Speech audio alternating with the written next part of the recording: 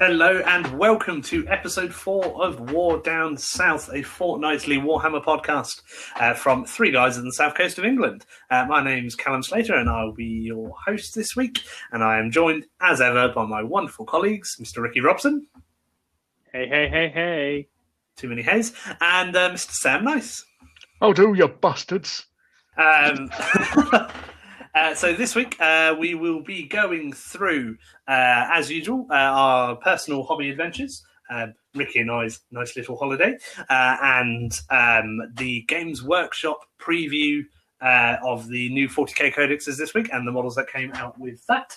And then in the second half we will be taking another walk down memory lane, spurred on by one of our listeners' questions on Twitter. So we'll be talking about some bad hobby accidents we've done and some bad hobby purchases we've made. So sit back, grab a stiff drink, let's roll.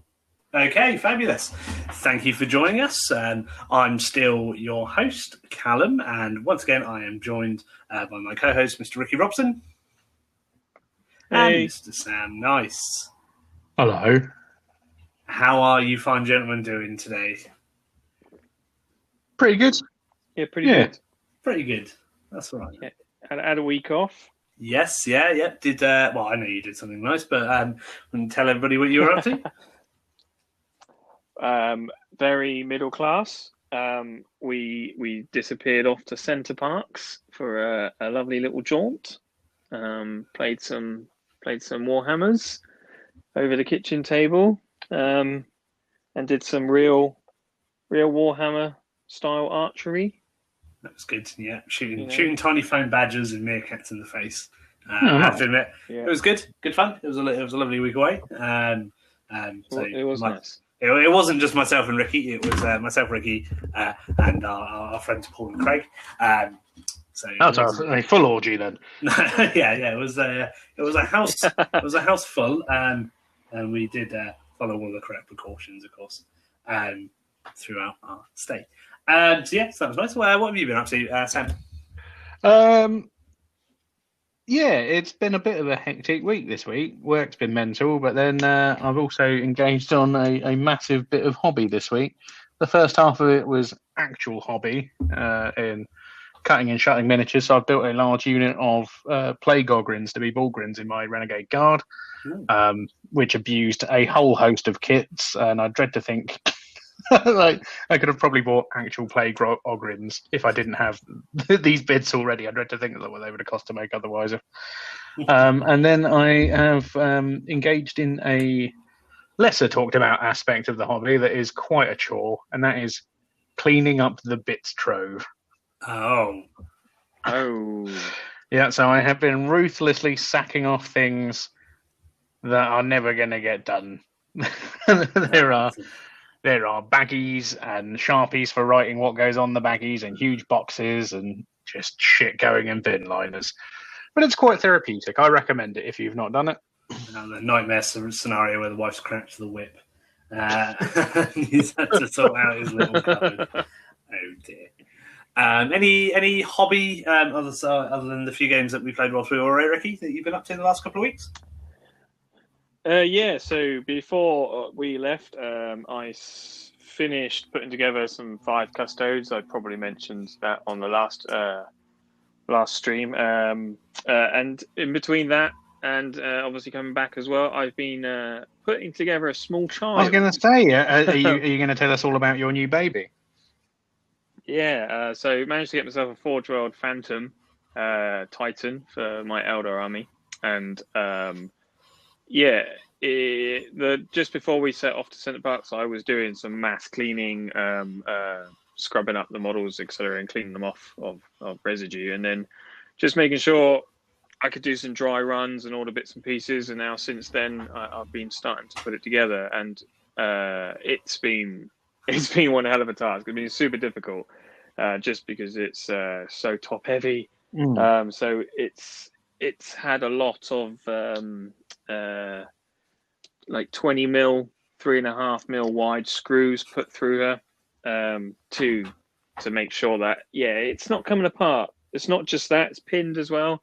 got 4mm and 2mm pins through it, so she's pinned and drilled together to be super solid. But it's so nice. So you can't actually beat your opponent with it when you lose your round. Yeah, I can physically hold it up by its ankle right now, and it can support its You'll own have to see a weight. picture of that. Yeah, it's quite Well, good. Ricky beating someone with a Phantom Titan or him holding it. Maybe just picking it up. It is a pretty cool model. It's really nice.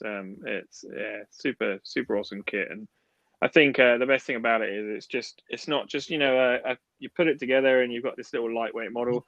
It actually takes almost like I'm not an engineer, but it almost feels like a feat of engineering to actually physically get this guy to stand up. It's quite it's pretty impressive. Good fun. I didn't even realise that it had like a pilot in it. I was really surprised when you showed me that the little fella sitting in the head.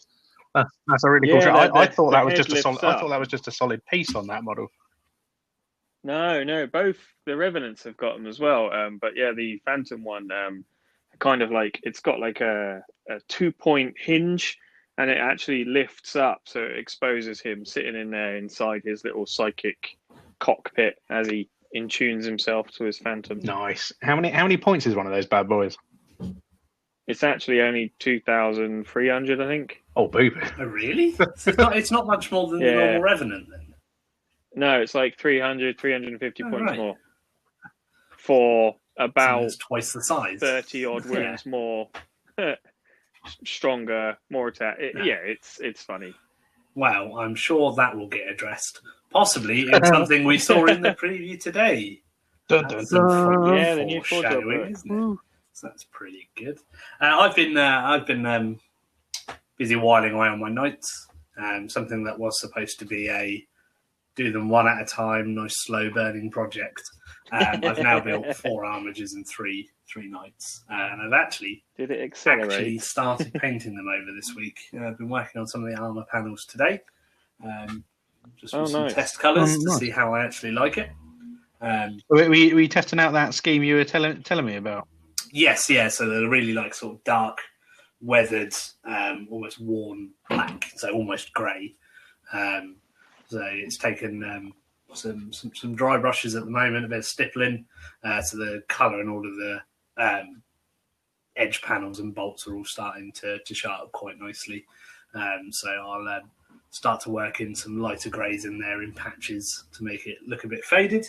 Blend it all together with a black glaze, probably made out of Black Templar contrast, and then start adding the more defined like weathering and chips and stuff on all the panels.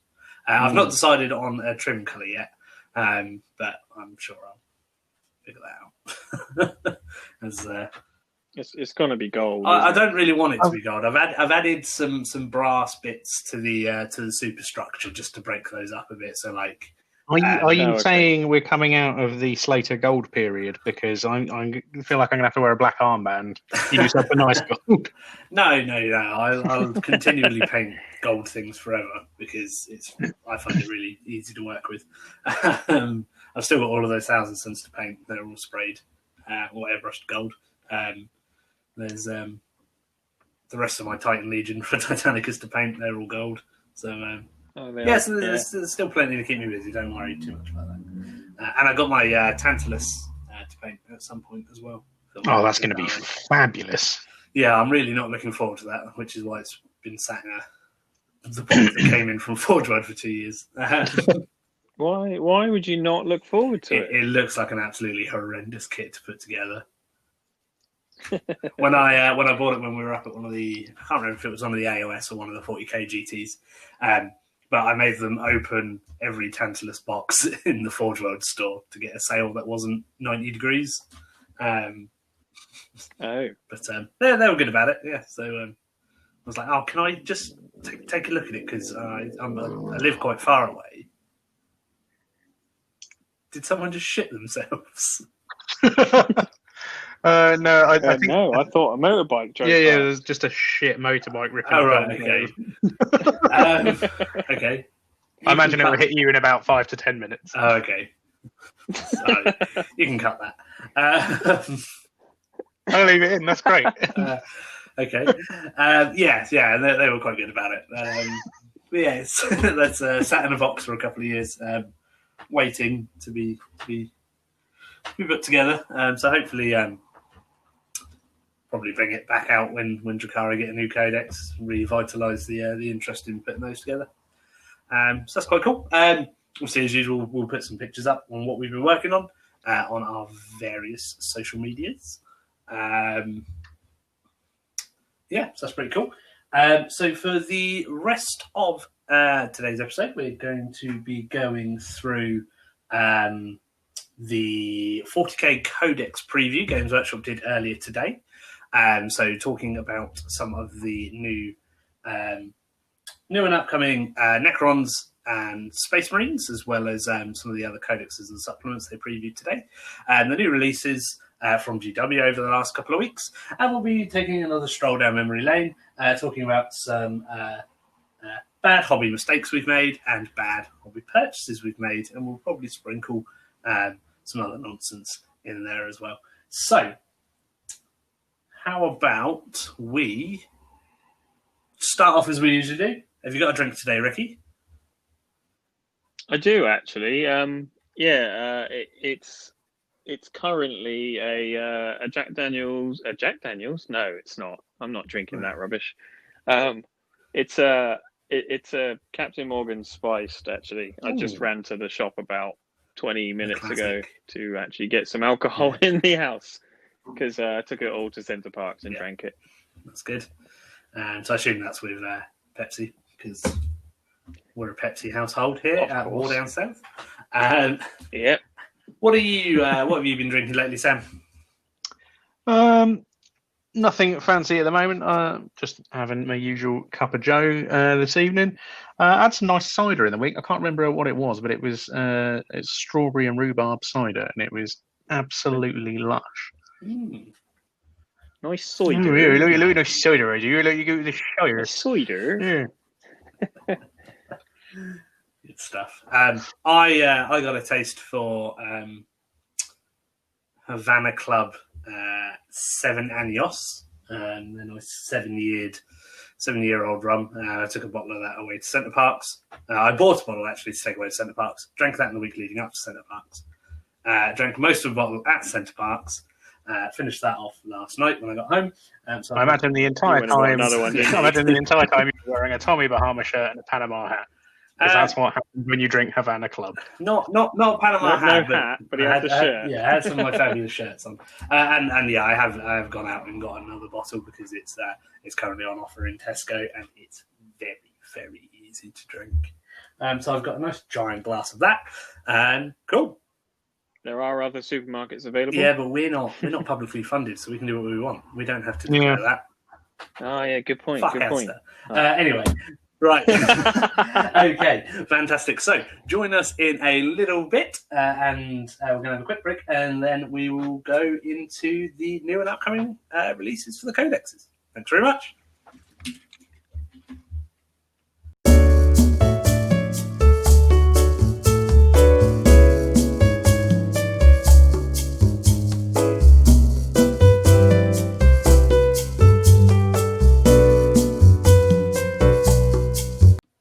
Okay, thanks for waiting and welcome back. It's still Callum, Ricky, and Sam. And I'll do. Someone's topping up. I assume it's Ricky. Well, it is me. Yeah. It's just easier to get one from a professional barista, I guess, rather than make your own because that's really sad. Right. So, it's been actually quite a quiet couple of weeks, apart from earlier today from GW. So let's talk about the new releases over the last couple of weeks first. So I think the biggest thing that they've actually released is the Lumineth Realm Lords for Age of Sigmar. If anyone can correct me if I'm wrong with that. I think they... No, I think you're right. Yeah, I think they were actually... That's the biggest, yeah. Yeah, so I think... a couple of their units and the book actually went on sale today. So it was pre-order last week.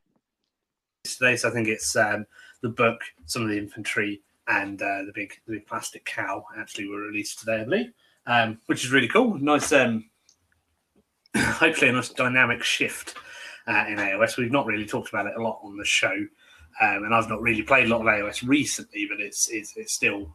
No, I've seen a lot of cries of "Oh my God, they're filthy," but yeah, I think most of it's anecdotal evidence that's been going around. But yeah, I mean, I took a look at some of the War Scrolls and stuff when the Army box got released, and they sort of gave out that preview version of the Codex, and was sort of like, what?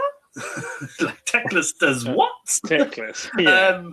But then again, he is a god, and also is twice as many points as Croak, and probably not as good. So I think we can all still agree there's a problem with the Seraphon book, and the Realm Lords probably help that by just bringing another power army into the game. Taking the privateer press approach to wargaming, and if everything's over the top and broken, then nothing's over the top and broken. So we'll see how that cycle works out. But there's some beautiful models. I have to admit, they've got that really nice classic high elf feel with obviously a bunch of the over the top AOS wackiness. yeah, Giant hats, giant weapons, giant stone mountain cow. I've seen some fabulous stuff being painted for the Realm Lords. Mhm. I think the things that have a closer look to the old high elf stuff looks really fantastic. I'm still not entirely sure myself on the weird mountain cow aesthetic, but I'm sure it will grow on me. Yeah, absolutely. So that's all pretty cool. I think we saw some releases for Necromunda as well. I think last week the Eshin, not the Eshin, that's Skaven, House Escher got their book. Yeah, there was some cool stuff in that release. Yeah, House of Blades. I think their sort of like heavy hitters box with their like weird cats and stuff were released. So that's really cool. I've been asked to take part in a Necromunda campaign over the next couple of months once COVID sorts itself out. So that's pretty interesting. I think I'll be picking up. I have picked up, and I'll be putting together the Slave Ogren crew. Just because that was something that I was never expecting them to pull out, and yeah, obviously the kit's twice as much as any other Necromunda set, but the models are twice just as big. Yeah, twice as big. Well, half the models, but size wise, they're pretty hefty. They're something unique that hasn't really been about before. So they were all very cool. Anything actually new and released that caught your guys' eyes? Ripper Jackson, old Sergeant Ripper Jackson. Yeah. The new the limited edition. Classic. Yeah. What was the original model? Was it a version by Mike McVeigh? I don't even remember. I don't know if there was. No, there wasn't. It wasn't a classic. It wasn't like a model. I think it was like a conversion for Games Day or something. Okay. I'm just throwing a thought from the back of my head somewhere along the line. I'll go and double check whether that's correct, but that's right. Something I felt that's what it was. That's the limited edition release that's just out in stores this week. Yeah, that's next week, and then I think can be ordered online in a couple of weeks' time. Oh, okay, something like that. Yeah. Yeah, I believe it was one of these. Was probably going to be one of the store birthday models this year, but obviously that's been put on hold, so they just let everyone buy it, and I think that's pretty great. It's got me pondering going outside to go and get one because I think she needs a head swap and needs to be in my Renegade Guard army. Yeah, put a bag on her head like the rest of you Renegade Guardsmen, and she'll fit right in. Oh, she could be important and maybe not have a bag on her head. All the important people don't have bags on their heads. Okay, well, that's good to know. Easy when picking out characters. Yeah. So that's really cool. And we actually have seen a Middle-earth release again. The two new Gondor Ranger characters. Angbalor and yes. Mablung. I completely forgot about them. They keep popping up in my feed. I'm like, oh, that's really cool. I must remember that, and then immediately forget that they're there. So they've surprised me at least 4 times over the last week or so. Yeah, they're a nice set of models. I think they're Forge World, which is really cool, and adding some nice new characters to the sort of rangery skirmishy half of the Gondor army from Middle Earth. Quite an interesting set of abilities on them. I can't remember which one's which, but one of them essentially gets to use a 3-point might to hit, wound, or in the way every turn, which is really good for a character who hits on 3s. And the other one helps everybody within 6 ignore Stalk Unseen, which is pretty impressive. Yeah, that's very. They good. gain it too, don't they? Yeah, they gain it too, so they can sit, behind some trees or behind a wall and can't be shot at from over 6 inches away. And then he somehow uses some Middle Earth radar to pick out all the people in their elven cloaks and magical. He just holds up a hobbit on a stick, going. He's over there. But from GW's communications, it looks like they're going to be added into the Legendary Legion, the Rangers of Ithilien, in the Quest of the Ringbearer book, which is quite cool. So that's going to get a little bit of an update and have a bit more might to throw around and play a bit differently, which is quite cool.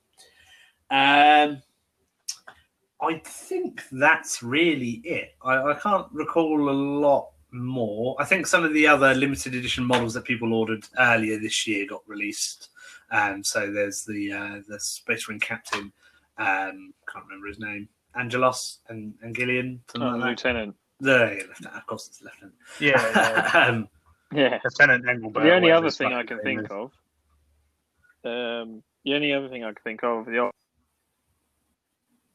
That they previewed. Yes, yeah. So GW's sort of lovemaking with Marvel Comics. That's first few pages that I think have been leaked or previewed out, or it's on sale now. It was previewed last week, I think, or earlier this week. I can't remember which, but it looks very cool.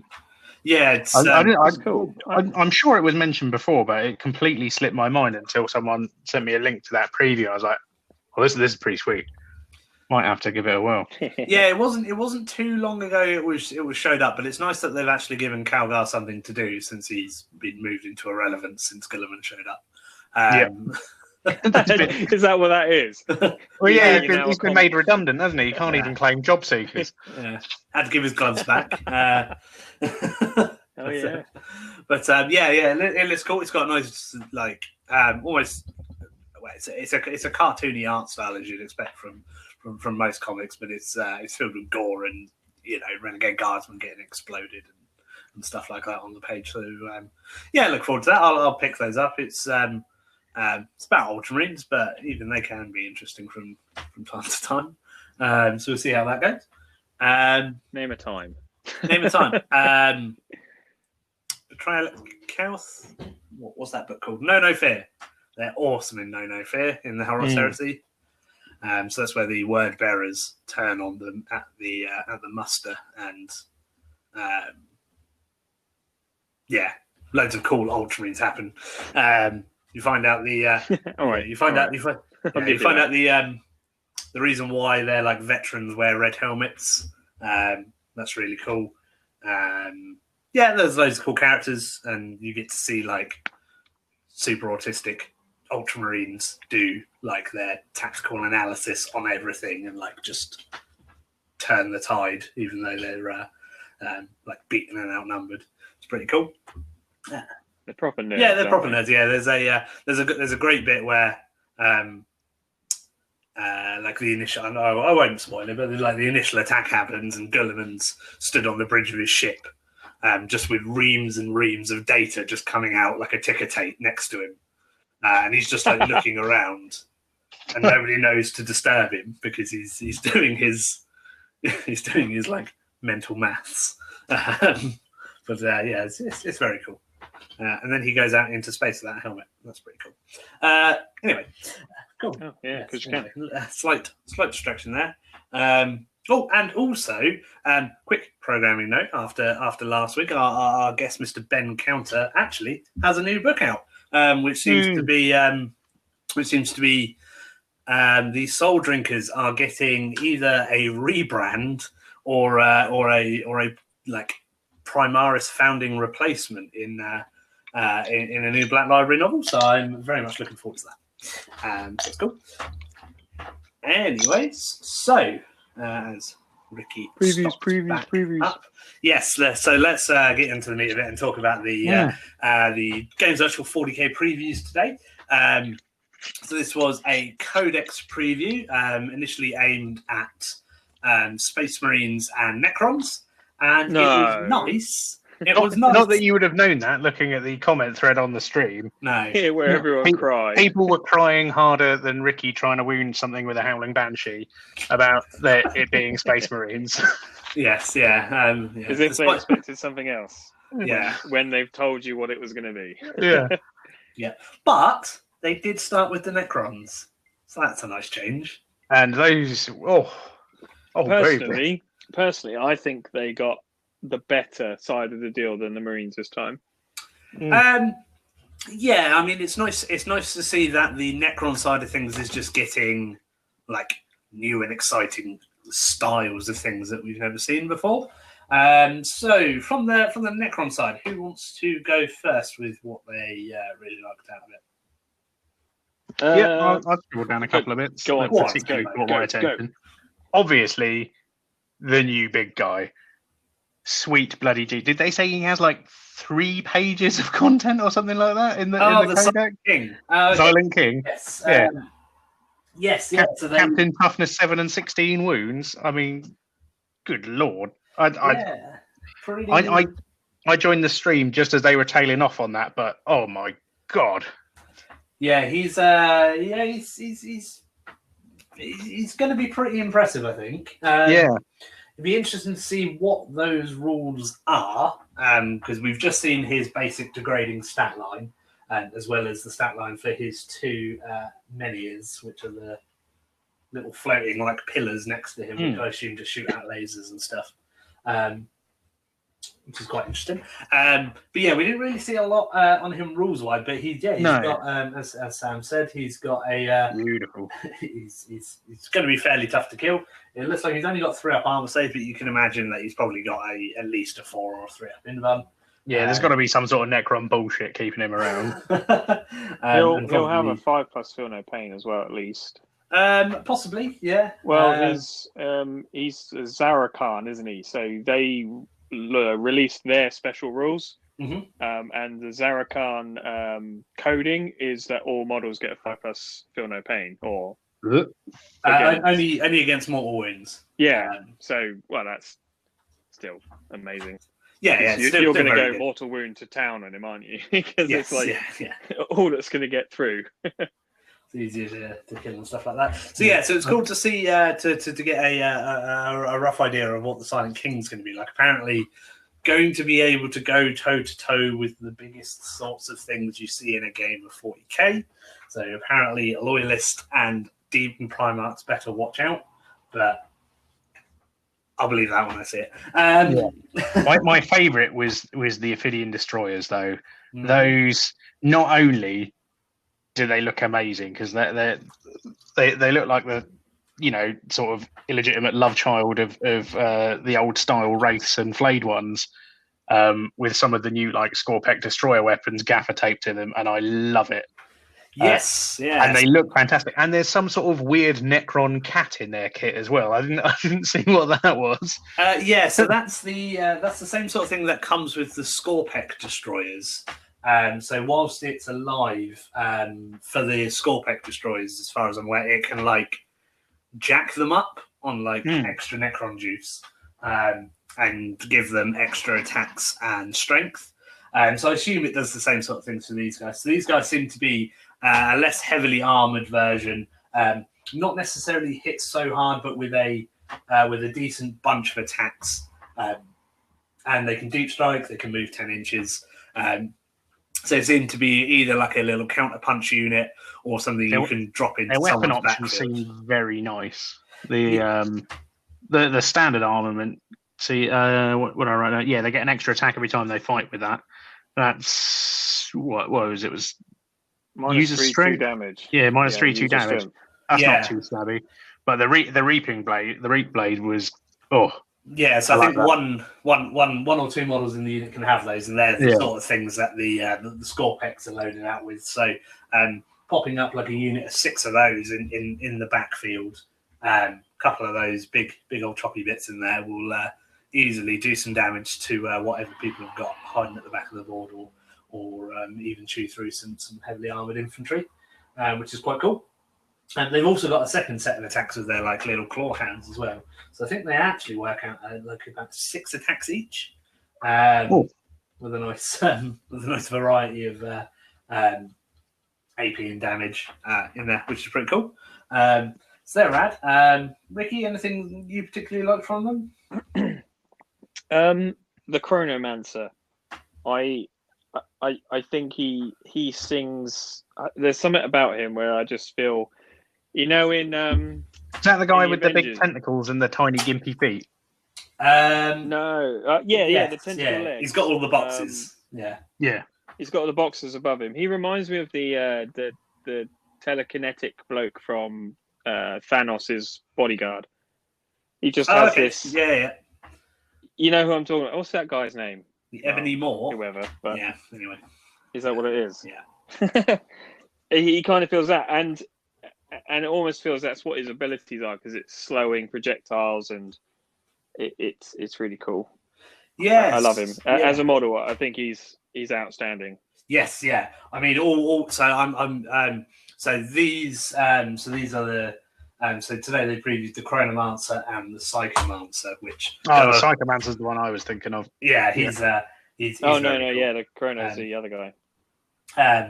But they go along with the Plasmancer from Indomitus, so it's really cool to see from the 5th edition Necron Codex, when they first started to get all the cool new models and stuff.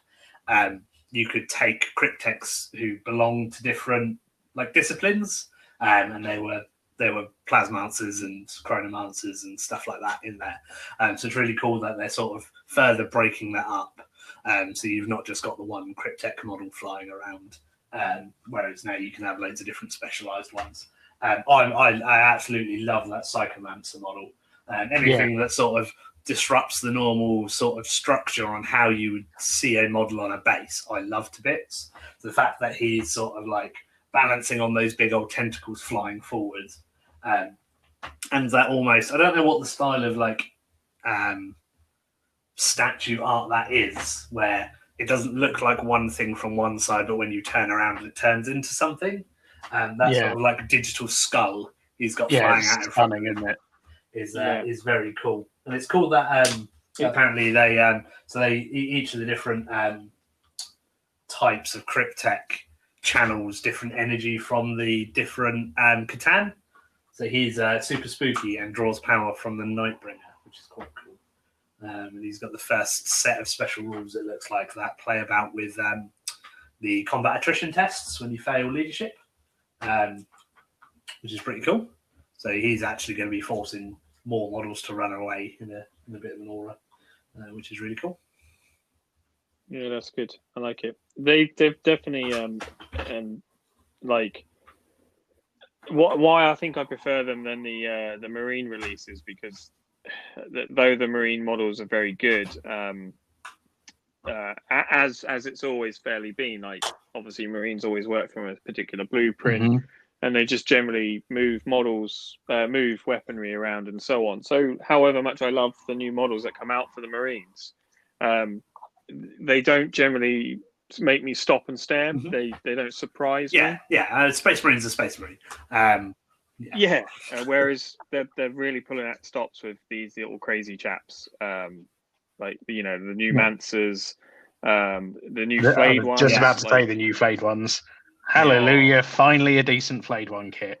They look fantastic. I would say the Finecast Flayed ones were quite nice, but obviously they were like super expensive and made of die-cast resin. Yeah. So they might as well not have existed Yeah. because I was never gonna.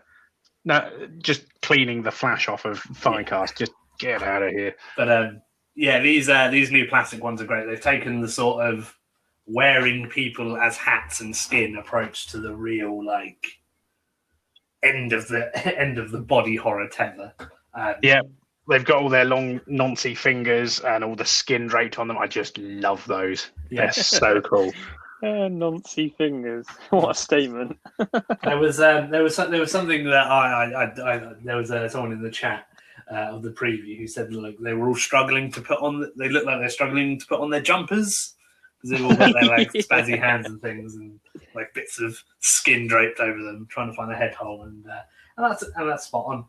So those models are outstanding, and it's nice to see a return of the classic GW skinned, stretched face that used to be on everything in the 90s. Thankfully, had disappeared for about 10-15 years because it never made sense. But I can see they've popped one on one shoulder, and it looks fairly decent. It's in a good place. Cool. What were they? Fabius Biles. Fabius Bile had one. To a lesser man players. Yeah. Mengal Man has man players were, but to be fair, they weren't too bad. I don't know. My brother is a banner was pretty good. But they're on like the Chaos Rhino kit, aren't they? There's like that random panel of just like a stretched face. I'm a third Rhino. That aesthetic's kind of gone. Was it on the old metal like second, third edition Dark Elder Archon kind of had a stretched face. Oh, yeah, but he had it over his face, didn't he? Yeah, that was at least that was well in the Gary Morley era of Dark Elder, wasn't it? Yeah, but that kind of made a little bit of sense because at least he was trying to wear someone's face instead of just having it as a patch on your coat. Awful one. Cool. So that's the sort of Necron stuff. They put out some rules, but it's probably easier if people just go to the Warhammer community site and read those rather than haphazardly explain them and probably get them wrong because we're pretty good at that. Yes, that's really cool. So they started to show, just give you a quick rundown of what the sort of things we can expect to see in the codexes. So in both the Necron and Marine one, they showed some unique changes to the Crusade system for each individual army. So it's something that I've not actually got around to playing yet because I personally prefer to just pick up match play games in preparation for events and stuff. But a lot of people at our local club are talking about jumping into 40k using the Crusade system or starting a new army using it. And if all of the new supplements and codexes are getting little unique abilities and upgrades in their own codexes for Crusade, that can only be a good thing. I think. Agree? Yeah. I like the idea behind the system, but I'm the same as you. I'm very much a pick up and play person. I'd rather just pop the army together, this, that, and the other, and then just go and play it. But I can appreciate it. Might not necessarily use it. Yeah, definitely. Definitely some scope for some possibly like some small weekend or like one day club events using a Crusade system, so people's like armies and stuff grow and change throughout the day.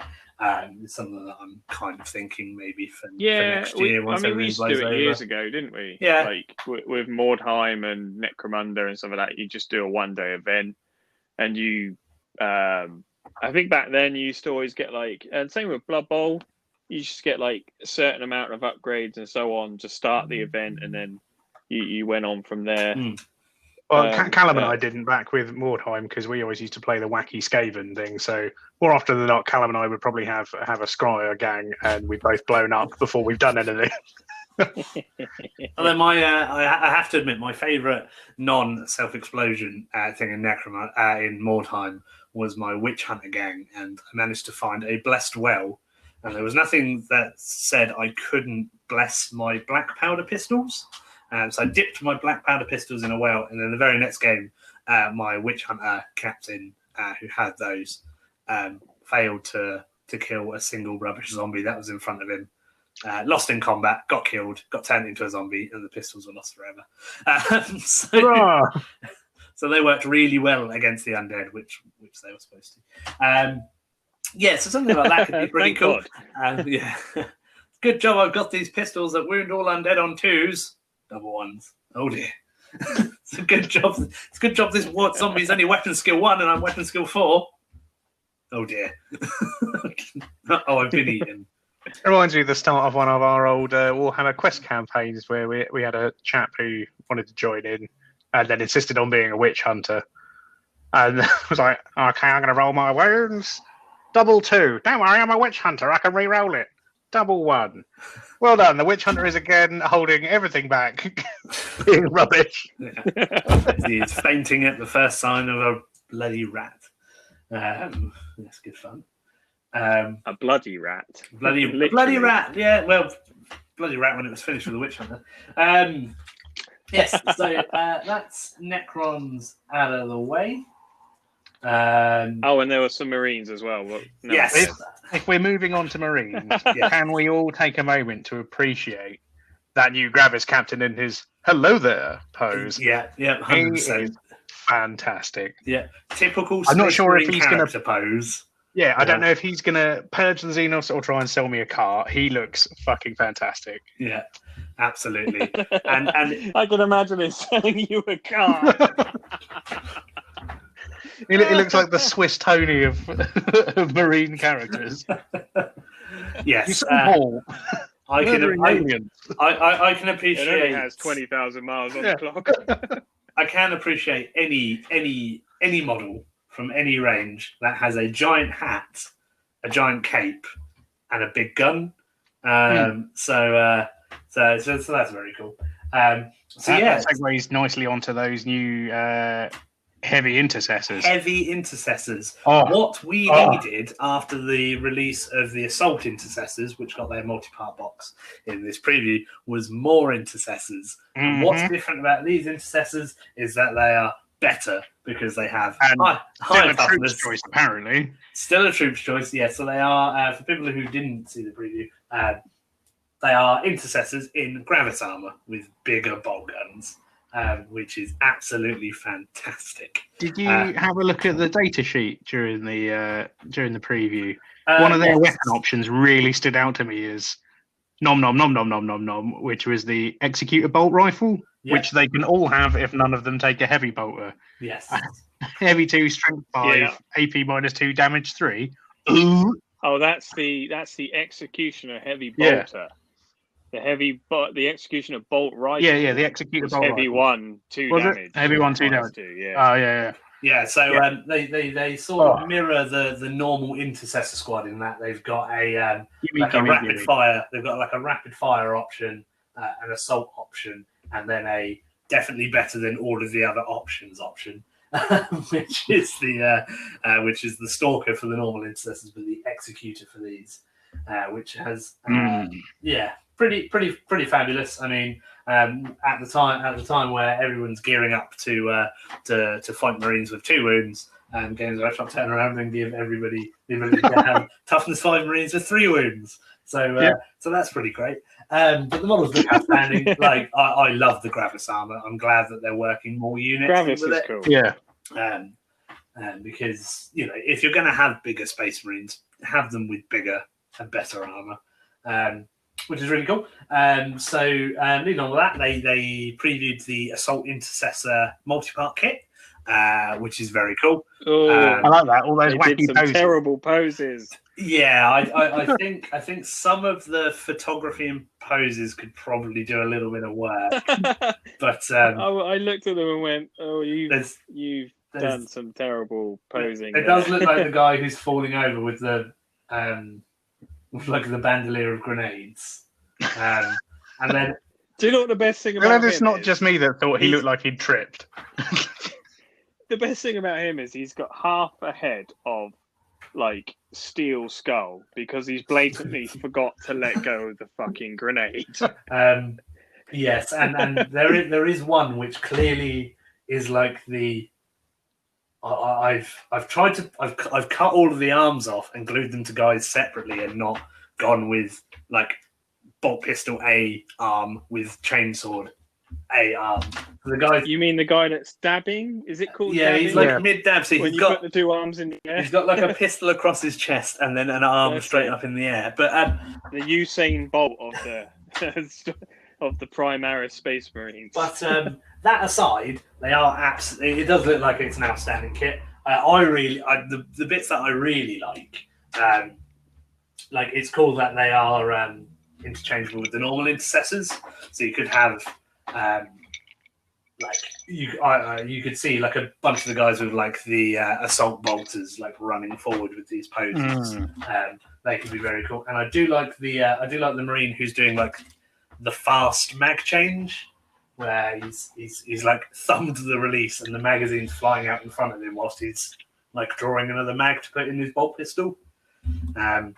There's quite a few little things like that they've started to put in those new intercessor kits. Oh I missed that guy. Yeah, I was like, I've just spotted him. That's very cool. That's wicked. That's wicked.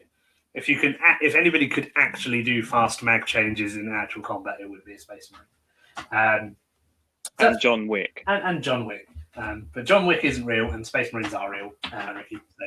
Oh, sorry, of course. We all know that John Wick is one of the missing Primarchs, so you hush your mouth.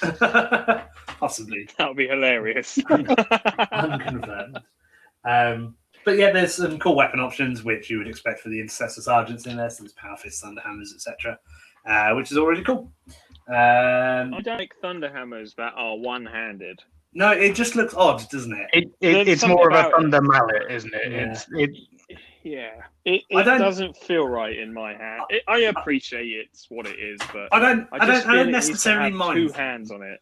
Yeah, I don't necessarily mind them. It's just that all of the characters that have them. I think we were actually ruined by Grey Knight Demon Hammers. Mm-hmm.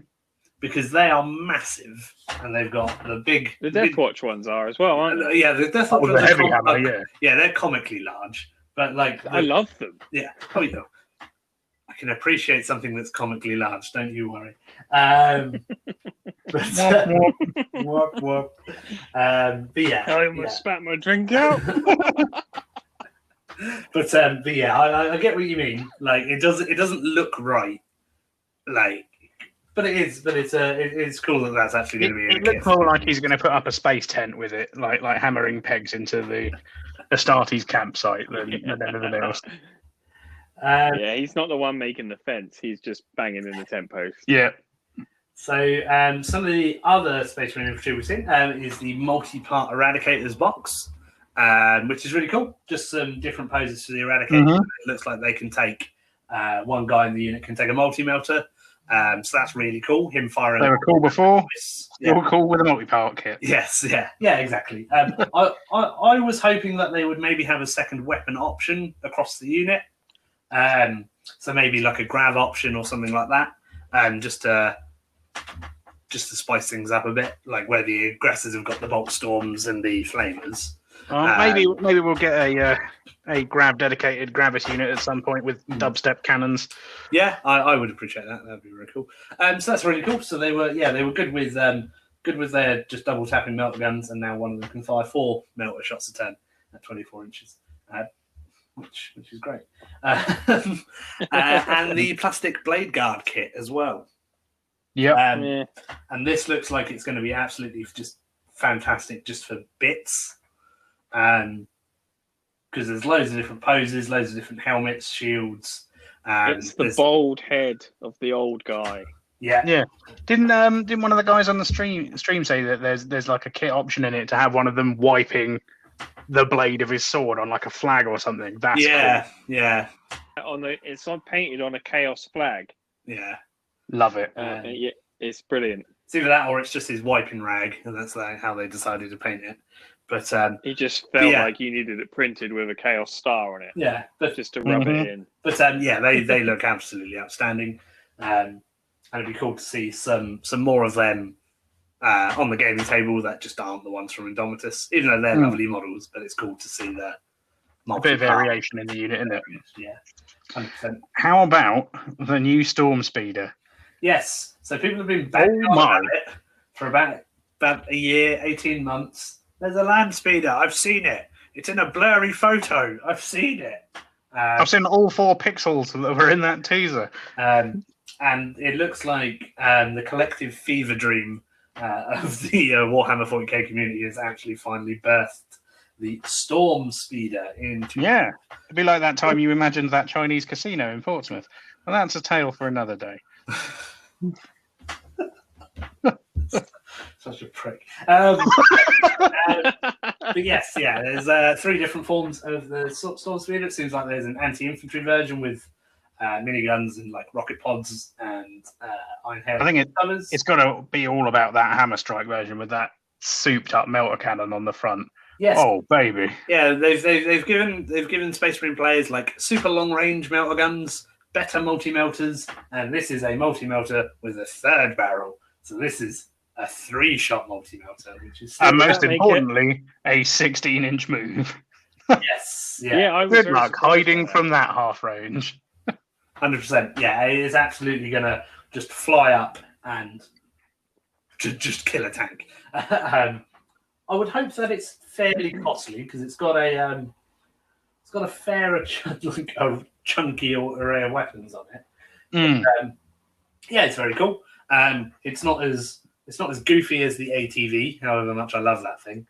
But I think this is a Marine speeder I can finally get on board with. It looks right, I think. This one looks like it's designed by Cool and not the Adeptus Mechanicus intern. Yeah, too much the intern. Who apparently just strapped jet engines to an old croc and called it a land speeder.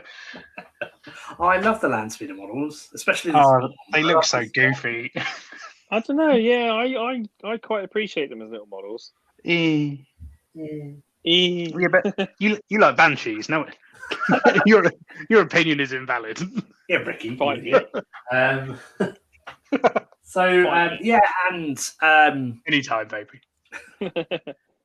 So yes, that's pretty cool. They didn't really give us a lot from the Marine book, other than that the chapter officers from Psychic Awakening, Faith and Fury are now getting rolled into the Codex. Yeah, I thought that was a nice move. So that's hopefully that should hail that sort of thing for every faction, where the good stuff from Psychic Awakening gets just rolled straight into the codexes.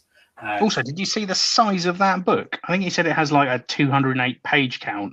Yeah, it's 208 pages with 98 unit entries in it. And obviously that's without any of the extra units that can be bolted on through from the new chapter supplements that are coming. So like Space Wolf, Blood Angel players, etc., even without Forge World, have like 110, maybe 120 units to choose from. I mean, what's even close? Nothing. Stormcast Eternals for AOS, maybe. Yeah. But yeah, nothing. I'm looking over at my cabinets. I'm looking at my cabinets going, how many Craft World units are there? And yeah, there's just 3 good ones. Yeah. Yeah, which ones are they? I'm still looking for them. Shining Spears. Yeah. You don't need those anymore. You've got your new baby. Yeah, that's true. Yeah, I don't need nothing. Yeah. Troops are for chumps. But yeah, so that's pretty cool. And then sort of leading on from that, we've got a small roadmap throughout the end of the year through what other codexes and supplements we can expect. So we can expect the Blood Angels, Death Watch, and Space Wolf supplements, which is all very cool. So apparently, there were more books in that reveal for the rest of what I'm assuming is going to be the rest of the year than I was expecting. The fact that there's 4 extra books. Yeah, I was very surprised at that. I was expecting 4, but I was expecting them to just do all of the Loyalist Marines, apart from Grey Knights. So I think it's a little bit odd that it's Blood Angels, Space Wolves, and Death Watch, and then there's a Death Guard Codex. Yeah. And Dark Angels are just... Dark Angels are apparently going to be like the first thing in 2021. Yeah, I just thought that was a little bit strange. But the new cover artwork on these codexes is absolutely outstanding. Yeah. Like, even without looking as to what they're going to contain, they look absolutely stunning. Which is really cool. Some nice visuals. It's cool that they've confirmed that the Death Watch are essentially, well, all three of these are going to have pretty much unfettered access to the rest of the Marine Codex, which is something that I've always said hasn't really made sense, especially for the Death Watch. And then they're going to have their own direct replacement units.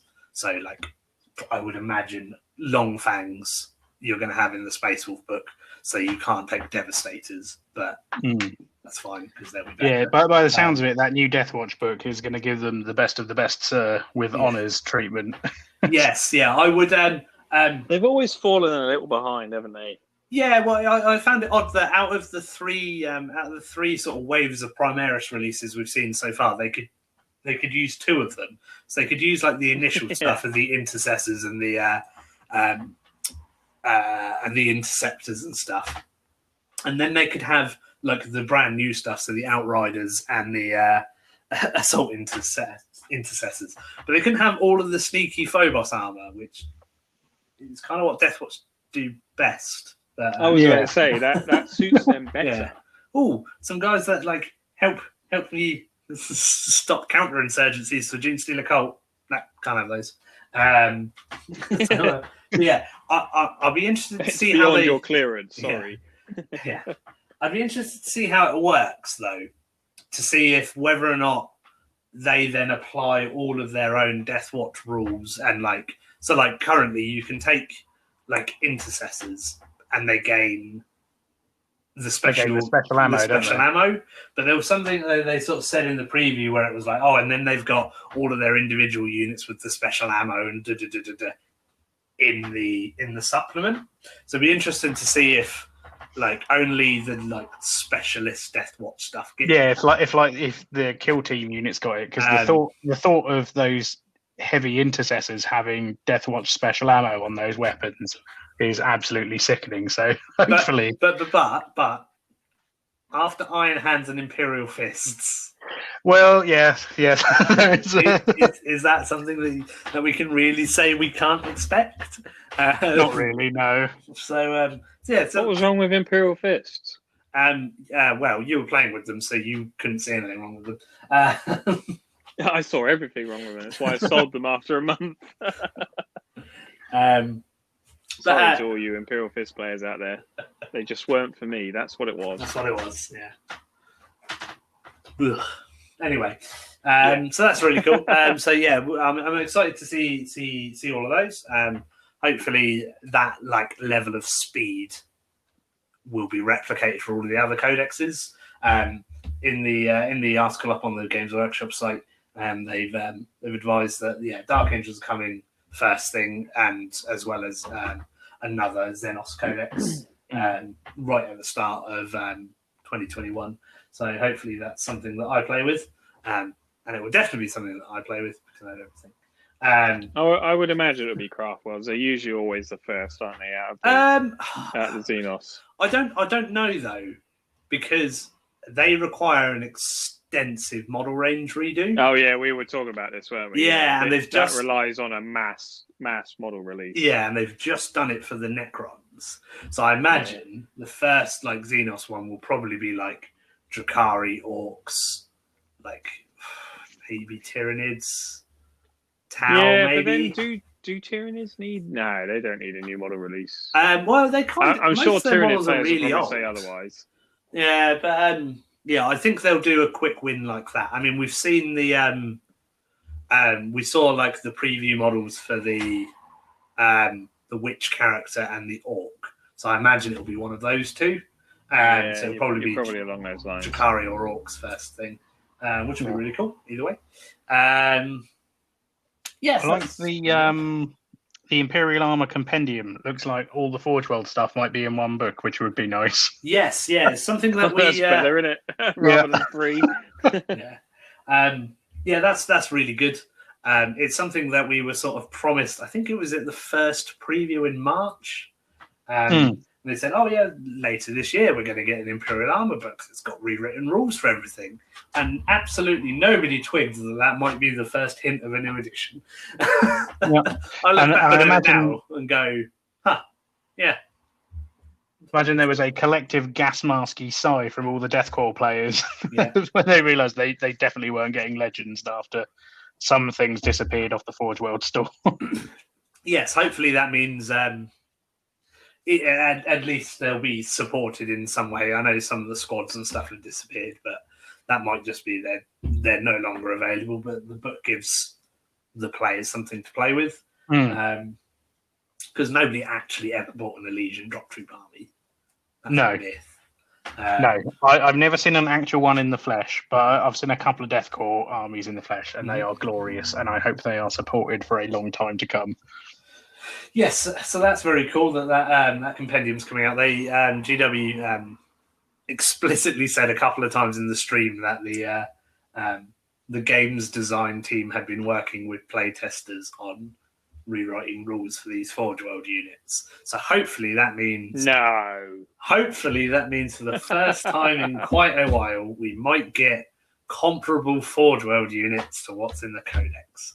I doubt it. I will ready the sad trombone if I'm wrong, but I'm not expecting to have to whomp whomp myself. I love Forge World things, but sometimes you look at it and go, "What? In what universe?" I can remember when that wacky tail suit was released, the one with all like the flamers and shit. Yeah. I mean, that was a really good example of. Oh my god! What were they thinking? One. Yeah. That wasn't that bad. It was. I remember the. How was it in 6th when like points were adjusted for Forge World things, and then Hornets were like 70 points each with 2 pulse lasers. I didn't see an issue. But it was great because they were printed in like 4 different books with different costs. So you just found the cheapest one, which I think was the Imperial Armor Apocalypse book. So you got them for 70 points with 2 pulse lasers instead of like 110 in the Doom of My Mirror book. So what's wrong with that? Nothing. I went out and bought 6. I was going to say, I remember you had a big supply of Hornets that year. Did you sell them to Chris?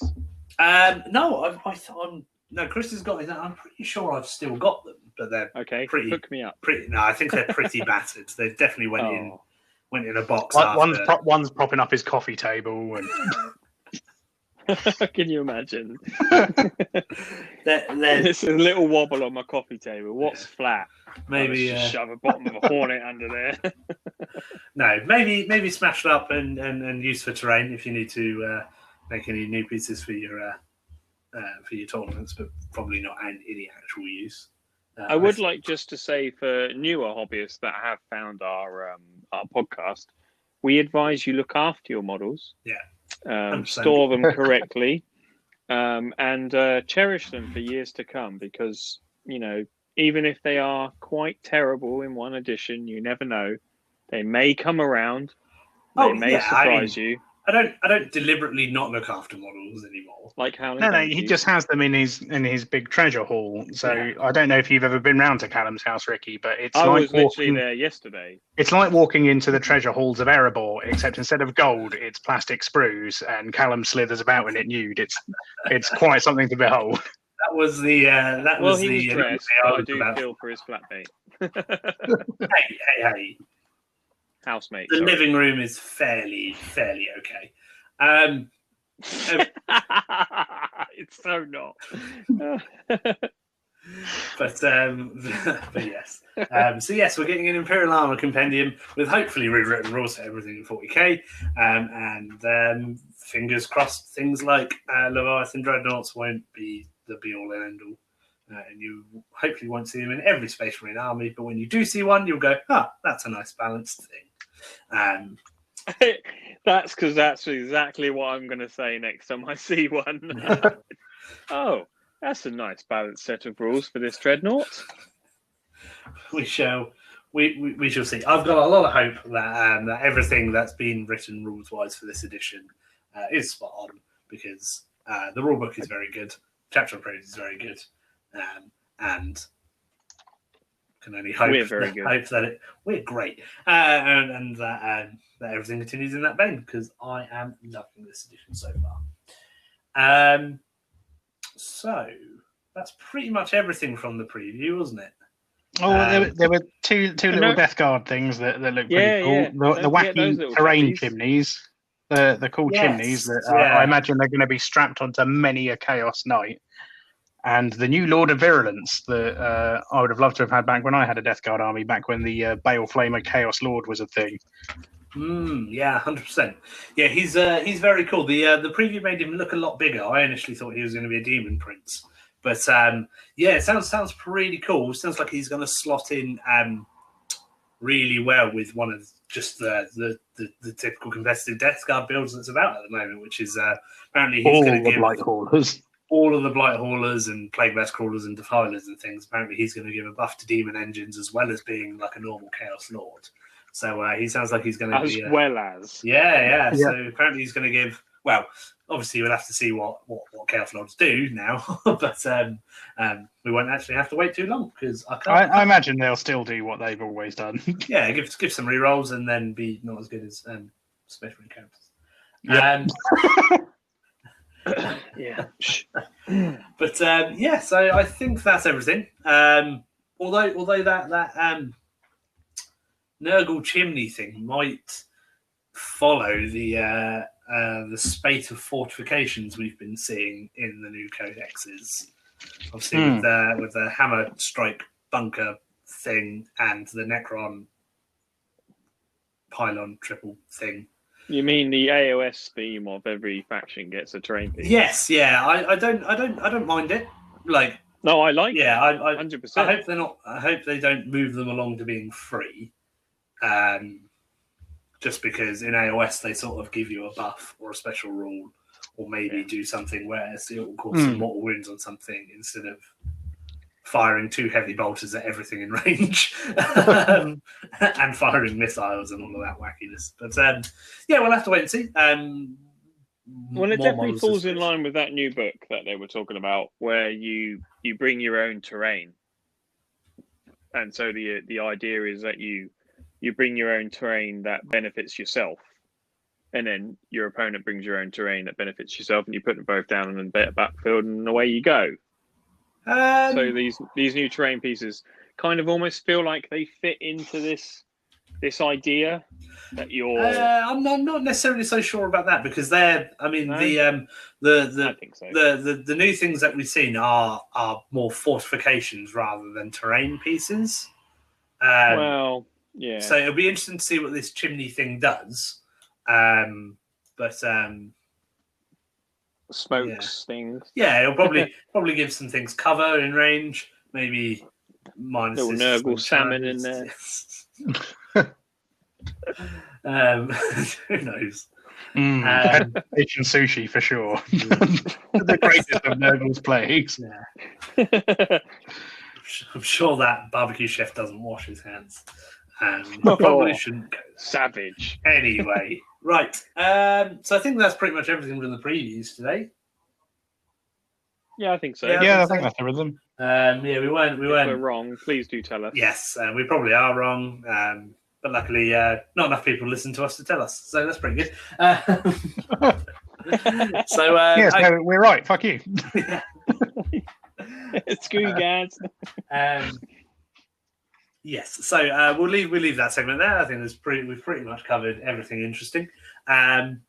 Cool. So join us back in a moment where we're going to take a trip down memory lane and talk about some of our past hobby experiences. Thanks very much.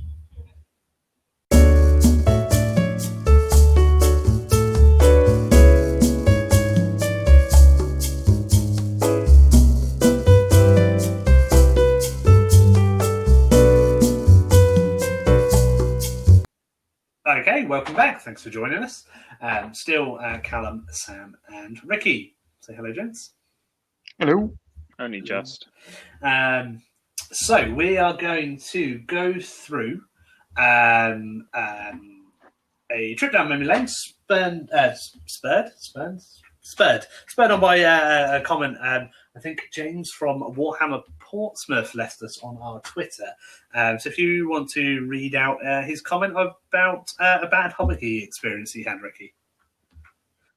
Yeah, sure. So I've been trying to do my best to get you guys asking us some questions, and James has been kind enough to give us a bit of a hobby experience of his, and wants to know our opinion. And so he said, so I once put the legs on an Imperial Knight on backwards. I had to cut them off and green stuff the hell out of them, the joints, to put them back on the right way around, which is quite funny. That's James. He's asked, what is the daftest hobby mistake you guys have? Wants to go for that? Go on, Sam. You go first. Well, I don't know about daftest, but it was one that I was almost quite distraught over. So when they released the Triumvirate box that had Greyfax, Corlin, was it Gilliman in that box, or was that Celestine in that box? Celestine in that one. Yeah.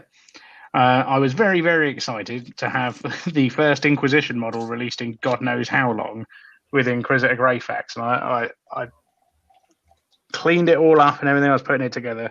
I was like, right, I've got to drill out the old bolt gun, which is one of my nemesis tasks in hobbying. And so I got it all lined up, and then I started to drill, and then something caught my attention. Like I think I started grumbling about something like I normally do, and ended up having a conversation with my wife. At which point I looked down, and I had drilled up and through the bolt gun and out the side of it, and taken a massive chunk out of it. So in my desperate attempt to pay attention, I didn't pay any attention and destroyed the model, and had to resculpt like the front end of the bolt gun out of green stuff. Does she have a special bolt gun? She does have a special bolt gun. I was going to say, I'm sitting there thinking, why don't we just swap it out for a Space Marine one? Or no, she's got one of the fancy Condemn ones, isn't she? The one. Mm-hmm. Okay. She's pretty cool. Because firing a small rocket isn't enough. It has to have a crossbow on top as well.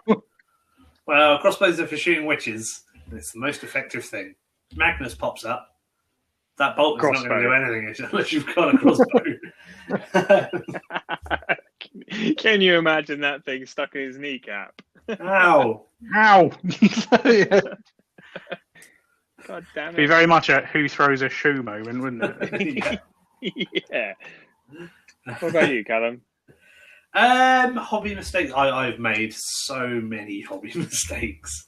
Bought things that I immediately regretted. So, shut up now. I'm holding firm onto that. Hobby mistakes I've made, though. I did ruin a Riptide, like the first one I bought. Just like couldn't get some of the bits to fit together. Some of the armor panels to line up, and just like immediately like finished it and was like, this pose is shonky. Like it's not sitting flat on a base. It's not looking like I want to do it. Oh no, and I've put the wrong guns on it because I got too excited. So I immediately got rid of that and just bought a new one and actually paid attention to putting it together. That was one that was again sort of you see a lot of these kits and you go, oh yeah, I can just sort of understand how this goes together, and you sort of miss bits out, and then it ruins the whole thing. You got tear apart again. And you realise how valuable those instructions were. The instructions are sometimes, yeah. So that was a pretty bad one. I can't really think of too many others. There's been numerous times where I've not done like a test spray of a new can and the conditions weren't perfect, and you end up with like fuzzy models and stuff like that. And that's I've had that. Sweaty summers, desperately wanting to prime a mini and only having to scrub it all off hurriedly with a toothbrush. Yeah, that's pretty bad. That's something that you should always do, boys and girls, is make sure you've got a test model to spray your new can on, or any time you get to spray, just to make sure the conditions are right. Because you don't. What is your test model? I've got lots and lots of neighborhood cats. I don't like cats in my Can house. you imagine? I've got toys. Mine's a swooping hawk. I've had Just this one. swooping hawk. Yeah, Just just a one, ball. honest. It's just a ball of paint. He's now just a ball. He's been sat on my painting desk for like forever. And I never knew why he was there. I'm assuming I feel like the swooping hawks used to come in a box of 6, 5 in an Exarch. Yeah. And I only wanted 5. And so he used to sit on my painting desk, and I'm just like, I need a model, and he was there, and he's always been my test model now for the past like 5 years. I've got a bunch of Stormcast of the like clip together ones that I use primarily for mine. Even if not that, even just like a bit of card or something gives you the rough idea of whether or not it's going to go fuzzy or a bit of sprue sometimes. I've done that. That's definitely always needed. What about you, Ricky? So my Harlequins. I recently mounted them to flying stands. I say recently, probably in the past year or so, in a particular way that I copied from my Craft World army, and it doesn't work for Harlequins. So just to put it into perspective, Falcons and Fire Prisms and stuff obviously are kind of a flat hull with a hole bored in the bottom, which you put your flying stand in. Which is the classic flying stand with the tiny little peg at the top, which always snapped. So what I've done for, 20 odd years was basically ignore the tiny little peg that goes in the bottom and just bore the bottom of the Falcon or Fire Prism a little bit wider. So the actual whole rod just jammed itself in the bottom, which made it nice and steady, nice and sturdy. So when I got my Star Weavers for my Harlequins, I looked at them and went, well, that's a little ball joint. This was the first time I'd experienced the new GW ball joints. And I looked at it and went, well, that's probably just going to, if I glue it, it's probably just going to keep snapping off, looking back at all my previous Eldar vehicles that have always broken. So I basically started boring a hole through the bottom of the Star Weavers, not realizing that each one just went straight through the bottom of the base, through the bottom of the hull, straight into the platform, which basically meant that each time you put the flying stand in, this little rod just stuck out halfway up the platform. And I looked at it and went, I'm sure I could probably live with that with a bit of paint on it. So I did it to friggin' 4 of them. And then I started painting one of them, and I kept looking at it going, do you know what? This just isn't good enough. I just don't feel right about this. So I basically put those 4 in a box and bought 4 more. So I have the most expensive Harlequin Star Weavers out there, where they are each £50 each. Yeah, and then I gave the 4 Star Weavers we have to our good friend Pete. Because he's dabbling in a bit of Harlequins, and I said, you've got the hobby skills and the patience, where I didn't have the patience to bother fixing them. I said, so here you go, buddy. I'm sure you'll make good use out of them. And he now is the inherent owner of 4 botched Star Weavers, but I'm sure he appreciates them and has the skills to fix. Yeah, absolutely. He'll jury rig those. Similarly, I gave Pete a box of Venoms a few years ago because not that I did something similar. It's just that I had a bunch of Venoms left over from a Drakari army and forgot I had them, and then bought a load of new Venoms. So, I mean, that's just age coming into it, mate. Where you're obviously becoming a lot more senile than your age really that really shows, I think. Yeah, I have like mistakenly bought models that I've already bought before. So I'm pretty sure I've pretty never bad. done that. I don't think I've ever done that. All the goddamn time. I've keep finding sprues of unbuilt like Cabalite warriors, and I'm pretty sure every time I've done a Drakari army, I can swear I've only bought the amount that I needed to do that army, and yet like sprues of 10 guys just keep showing up every box that I sift through from Shane Mountain. So that's always good fun. I've got another hobby mistake, and this one comes in the form of the purchase that's too good to be true. So let me take you back in time to 2001 and the dark days of eBay, where everything was taken on a potato can. But I was getting a bunch of classic guard models to finish off my original Genestealer cult army, and I stumbled across a badly photographed batch of the really old metal guardsmen and a bunch of the support weapons. Couldn't really see the paint job on them, but enough detail that I could be like, okay, so there's 30 guys there. There's 4 of the support weapons. I'm definitely going to want those. This is a bargain price. And oh boy, when they arrived, everything was there. Everything was there. The reason it was a bargain price was it was the very epitome of eBay Pro painted. So I opened it up, all those lovely RTB01 era guardsmen. Anyone that didn't have a helmet on had a mullet or was smoking a cigar. But they all had massive googly eyes. So like the features were proper eBay Pro painted. The uniforms, however, were clearly painted by someone else in the most pristine fashion to be SS officer uniforms. So they all had, they were covered in swastikas and everything. I was like, straight in the Nitramors. Yeah, they got Nitramors quicker than you could say, oh dear God. Instant regret. And somehow this has happened to me twice, because I picked up a few years ago on one of the trade groups, before I got rid of my last Grey Knight army. I was like, I'll get a couple more units just to round things off, and then I can build any list that I want. So I saw another too good to be true, poorly shot. Turns up all covered in SS stickers. So I had to. Was it the same seller? I don't think so. No, this was a young chap. I was very surprised. Do we know him? No. I'll go back through my history and see if I can find them out. Shout out the weird hobby Nazi. Clearly there are one or two within the hobby ranks. But yeah, somehow that has happened to me twice, where I bought some Nazis' toys. Oh, it's so funny. That's not so bad if they're Flames of War models, but not...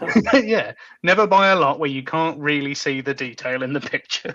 No, because it's probably got swastikas on it. Lesson learned. That's good. That's good life advice. Yeah, that's pretty good. I love it. That's pretty good. What did we learn today, kids? If it's too good to be true, it's probably a Nazi. It definitely is. That's pretty good. I have to admit, when I started my Genestealer cult army, when they announced the Codex last year before, maybe the start of last year, they didn't. Sort of, I was hoping to take them to a tournament, but the Codex was only released like the week before. So I went in a mad rush, just buying up all of the Genestealer cult things that I could find. And at that point, that was only like the Acolyte kit and the Neophyte kit and a couple of the characters from the 7th edition Codex. And I bought a couple of Lehman Russes because I thought, oh yeah, the Lehman Russ kit has had an update. So it all comes in one kit. and it doesn't. There's still 2 different Lehman Russ kits with 2 different sets of guns.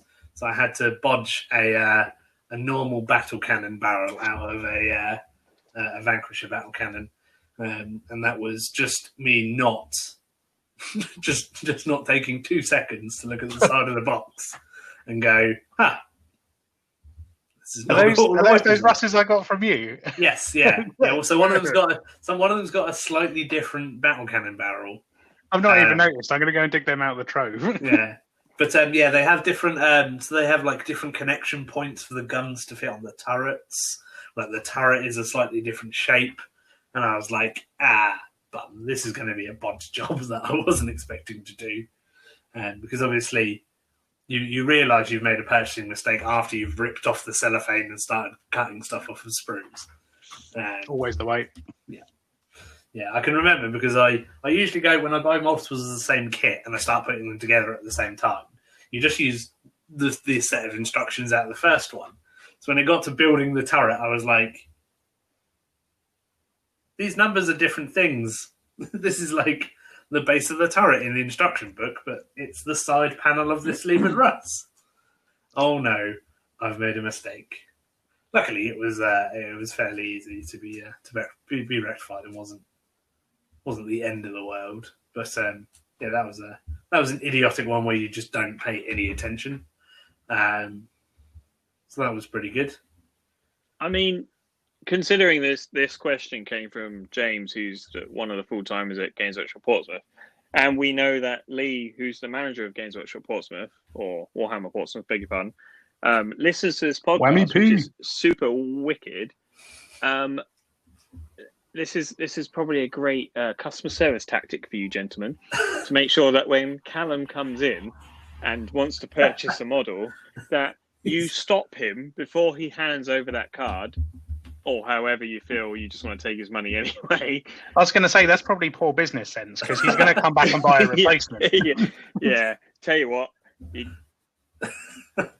just take his money and then point it out afterwards. Yeah, it'll be fine. I will be too embarrassed to come back and admit I bought the wrong thing. So I'll just buy more. Don't worry about that. That's absolutely. Lee, James, just ignore me. Crack on. You're doing a great job. Other than that, I bought talking about like shonky like trade group purchases. I bought a Tau Army. Must have been about 8 years ago now, on one of those online groups, and it wasn't what was pictured at all. And the person just disappeared immediately after I bought it. So I sort of was expecting like a couple of the new broadsides, like loads of battle suits, Fire Warriors, Pathfinders, and all of the models were there, but they weren't the models that were pictured. What at all? No. So they clearly used like some generic pictures that people put up on the internet for those units. Love it. So I ended up having like, so it was like that classic. Someone's used like weird gardening materials on their bases instead of like hobby compost. Well, no, like so like really large bits of like, or very tiny stones on their bases of their models. Were they white? Like fish tank gravel? Yeah, like fish tank gravel, and everything was. They used per tile. Yeah, and love everything it. Was and then on some had just like actual bits of shingle, like oh, it's a big rock, glue it to the base, and like, but it wasn't painted or anything like that, and like it was all plastic glued the hell out of it, so like you just couldn't even take it apart or anything like that. And then one of the broadsides, instead of being one of the new plastic ones, was an old metal one. So it's like, oh, yeah. So be wary when you're buying stuff off the internet, kids. People will get you. Don't do that anymore unless you see pictures. Mm-hmm. The Middle Earth trading groups are all really, really good. Yes, they are. Everybody on there is mental about Lord of the Rings and is genuinely a good group of people. So for trading and stuff like that, I found brilliant for Middle Earth stuff, especially that's at production or difficult to get hold of.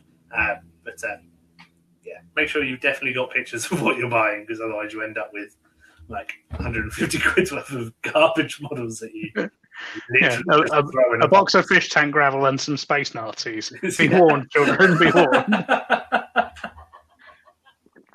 But it's quite funny because, you know, James, considering that he probably got that night at half price, had a rough time putting that model together, and we've outcosted him probably about 4 or 5 times. 100%. Oh yeah, I mean, I guess if See what we've done, James? You've opened a can of worms. Yeah. Like if I looked through all of my boxes and cases, it is nothing but hobby regret. But the newer armies I'm happy with, so it's fine. They're just built on that foundation of garbage. Like Necromunda. Huh? Yeah, kind of like Necromunda. Or like the Hive City itself. Yeah, it's literally just built on top of garbage. Or like Port Solent, just built on trash. Yeah. The north half of Portsmouth is just built on reclaimed garbage. Yeah, I'm so glad I don't live in the city. Wait until the mole people emerge from Trash Mountain. That's going to be a national park. It's going to be lovely. Anyway, usually national parks are quite natural. Not this one. Not this one. No, it is literally just compost on top of gravel, on top of garbage. Marvel children at the naturally occurring methane vent. Ooh. What a natural wonder that is. Anyway, yeah, only people from the Portsmouth area will know the giant mound of trash that we're talking about, which lovely segues into the lovely group of people who aren't from the Portsmouth area who listen to the podcast. So whilst I'm taking a look at some of the analytics of who has listened to the show, I've discovered that I can actually break it down by like country and state and sometimes towns. So do you guys want to find out and give quick shout outs to all of the people in the, I'm going to call them wacky places, because, you know, I'm from the nicest place in the UK. So everywhere is wacky compared to me. So in England, we've got a bunch of people from the local area. So Havant, Portsmouth, Southampton, Fareham, Isle of Wight. So I imagine that's a couple of the guys from Warhammer Portsmouth. Gosport, some people down in Yeovil, down in the West Country. Some people from Croydon, so London. We've got Camberley, Ipswich. Croydon is not London. Croydon pretty much is London. It's close enough. It's very Surrey-like. Croydon's London. People from Surrey deny Croydon. Yeah. I've stopped at the train station, one of the train stations in Croydon. It's definitely London. Yeah, the train, the actual train itself stops and puts its money in its socks when it rolls through Croydon. So we're going to lose that 4% of listeners. Shout out Croydon! Yes, Camberley, Ipswich, just up the road in Waterlooville, Liverpool, Leicester, Richmond, Sheffield, Taunton, down the West Country again, Poole, Burgess Hill, Ilford, and Eastleigh. So that's pretty cool. And then winner. That's not bad. We've got a few people up in Scotland. We've got Glasgow, and I'm going to butcher this, Aviemore. Oh, I don't know.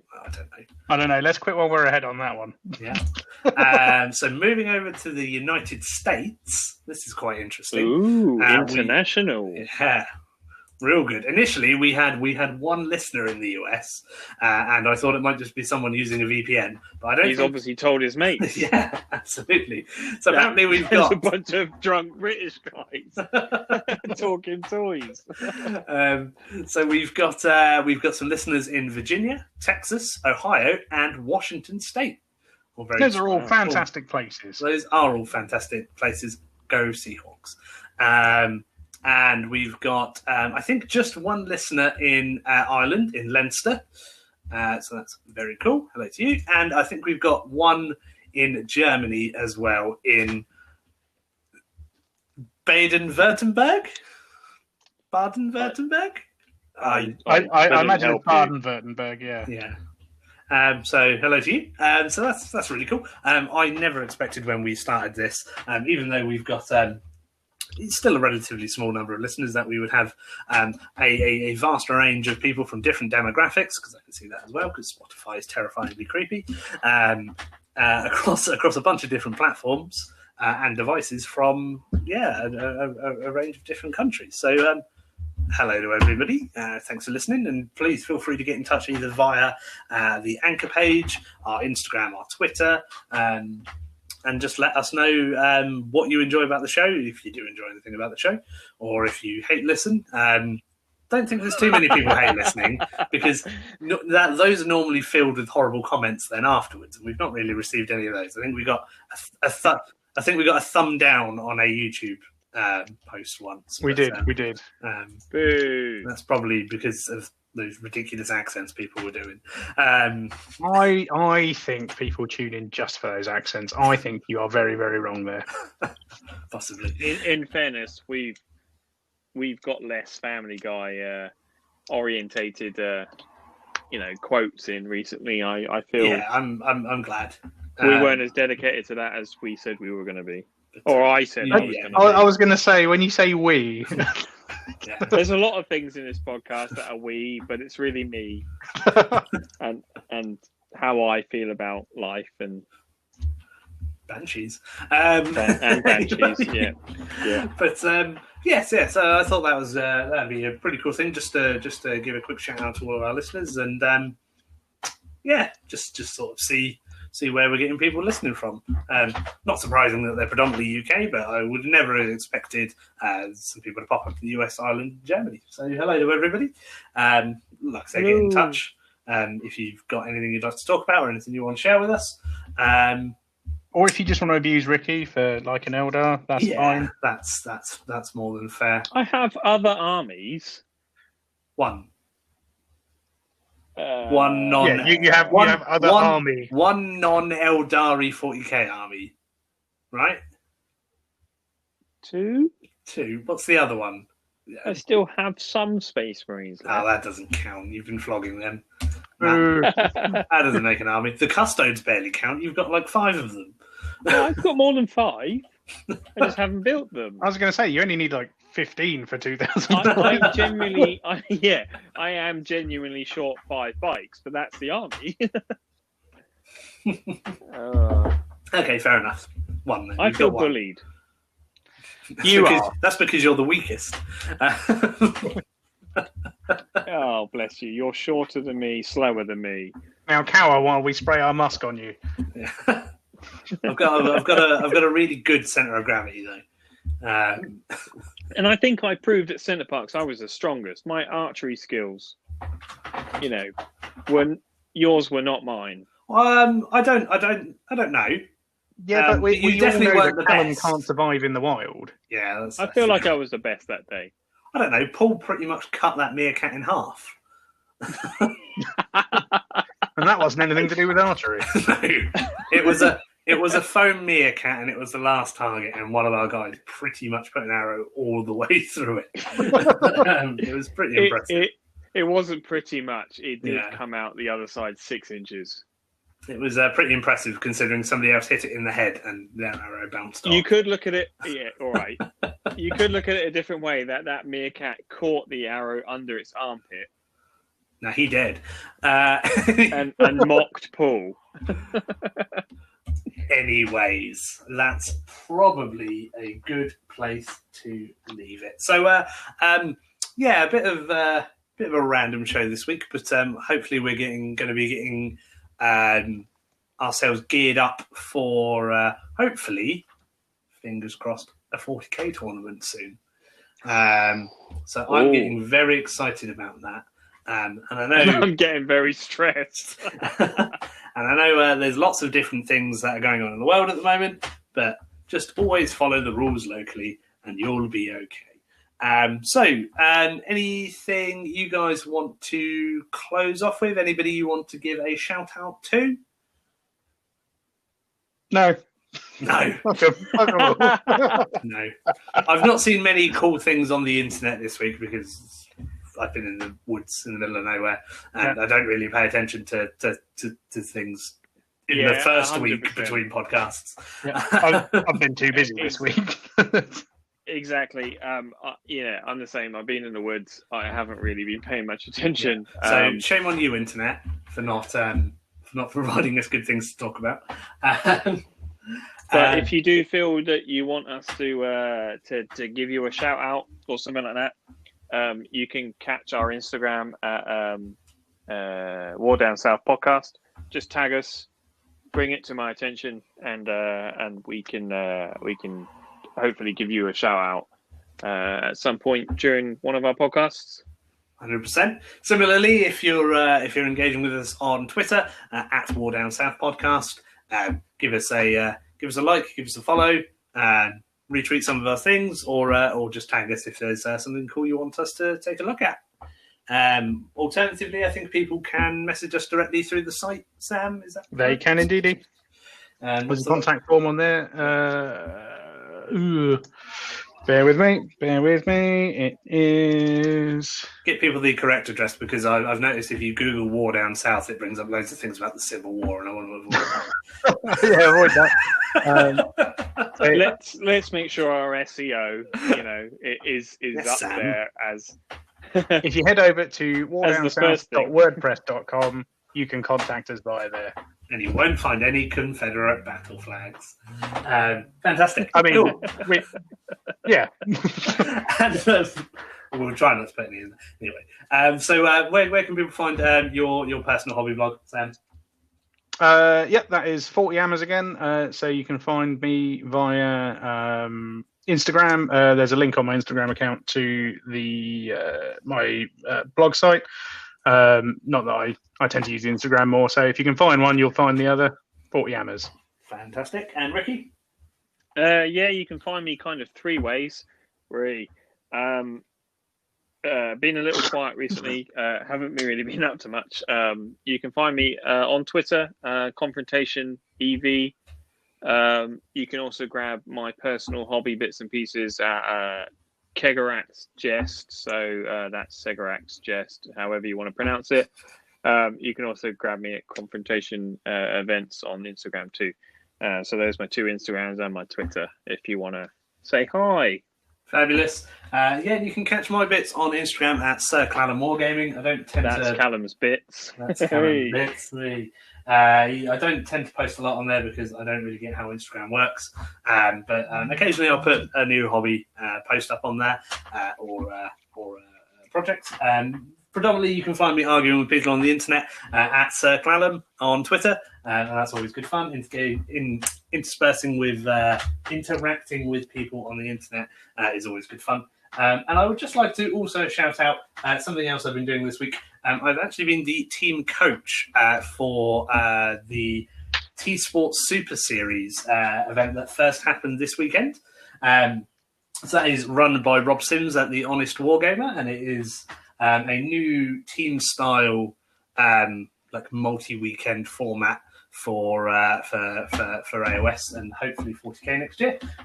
By team manager. Yeah, I didn't really do anything AOS-wise because I'm so far behind the meta. I just let the guys crack on and design their lists. I submitted all the paperwork and stuff like that. So it's very cool. So well done to the Bruces. You're literally the bitch. Yeah. They needed someone to do it. I said I'd do it. So Callum, the T-Tray Slater. So well done to Mr. Darren Watson, Rick and Chris Myhill, and Mr. Andy Scott on scraping through the first round today against the Troll Slayers. So how did they do? It was interesting. It was really close in the end. The last games finished whilst we started this, so I've had an eye on that as we've gone through. But really interesting. It's been a really interesting experience, and hopefully it will take off. It's been an interesting thing to be a part of, and so there's so the next 3 rounds are over the next 3 weekends. So 6 more teams competing, and then there's semi-finals and finals over the next couple of months. Sweet. So that's the Bruces, isn't it? At the Bruces, yep. So on Twitter. Yep. So I handle the Twitter for that as well, and you'll find me just usually just going backwards and forwards with the opposing team accounts, pretty much, and sending gifts to each other. But yeah, I just thought I'd give that a shout out because that's something that I've been doing this week, or over the last couple of weeks, really. Once again, thank you very much for listening. Feel free to get in contact with us. Have a good time.